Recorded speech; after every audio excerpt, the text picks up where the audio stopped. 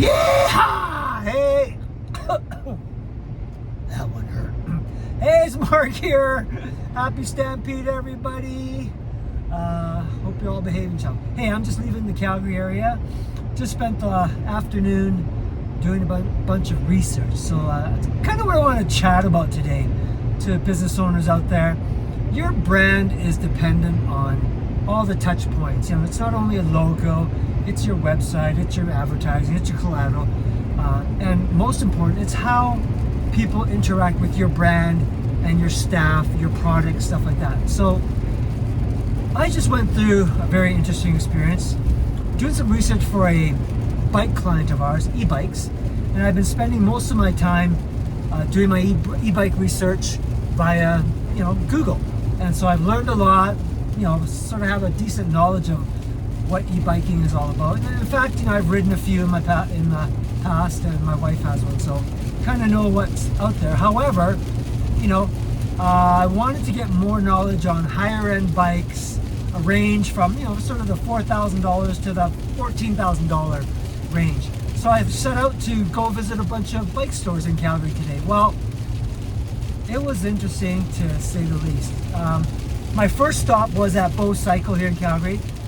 Very reputable cycle shop. Bought a bike there in the past, like 10 plus years ago. Bought my wife's bike there. So anyways, I walked in there today and went up to the e-bike department, and I was kind of, tire kicking, but excuse the pun. And there was a young gentleman there who was working with some clients, and within a couple minutes, as he saw me there looking at price tags and reading specs, he came up, introduced himself, and said, "Hey, I'm Nate. Anything I can help you with? Any questions? Please don't hesitate to ask." And I immediately said, "Hey, I'm here not to buy. I'm doing my homework. So I don't know what I'm looking for, but I need some questions answered about what's the difference between these prices and bikes." And he started to explain the components, took me through several of their brands that they had there. And then I confessed to him, the brand I'm used to riding is a Rocky Mountain, which they don't sell in their store. But I said, hey, it's been years since I've bought a bike, and I want to see if anything new and different is out there that I should be considering. So immediately he was like, hey, regardless of your whatever brand you want to choose, he pointed out all the differences, the good and bads of everything about e-bikes in general, and he was great. And I said, like I said, I'm not here to buy today, but I just wanted to do some homework. He said, hey, if you have any questions, here's my card. He actually wrote down the names of the bikes that he showed me, and he said, anytime you have a question, whether it's a bike we have in our store or not, please don't hesitate to reach out. So I left there, and I if you're the owner of Bow Cycles and you hear this, Nate was great. He was so good for your company that, I would, if I were to switch brands, I would definitely go to your shop and consider buying a bike off of your shelf. So that was great. And I went over to my next store. Now this is the bike shop. That's actually what they call it, the bike shop. And that's where I had bought my last Rocky Mountain bike. Full carbon, lots of money at the time, high end. And I walked into their Northwest store today. I went straight to the e-bike store, and like I did at Bow Cycle, I started flipping product cards, prices and all that.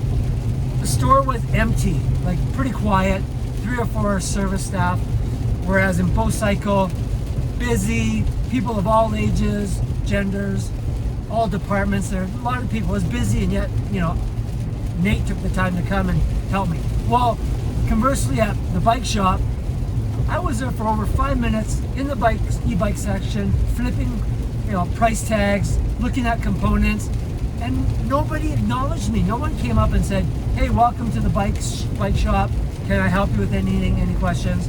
And I sat there and went, holy shit, this is not how a business should operate.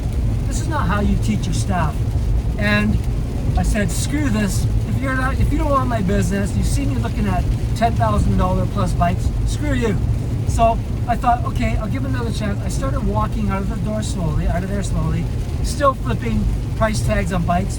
No acknowledgement. They're probably going, who's the old Miyagi dude? He's not going to be riding one of those bikes. Well, they don't know that in the past I was a fairly, hardcore recreational biker, did races, you know, was very cognizant of good components, good bikes and stuff like that. So I do have a good, decent bike past. Yet they just chose to ignore me, and so I just said screw them. So I made my way to another store in Calgary, Ridley Cycle, which is, again, you know, they have a good reputation in town.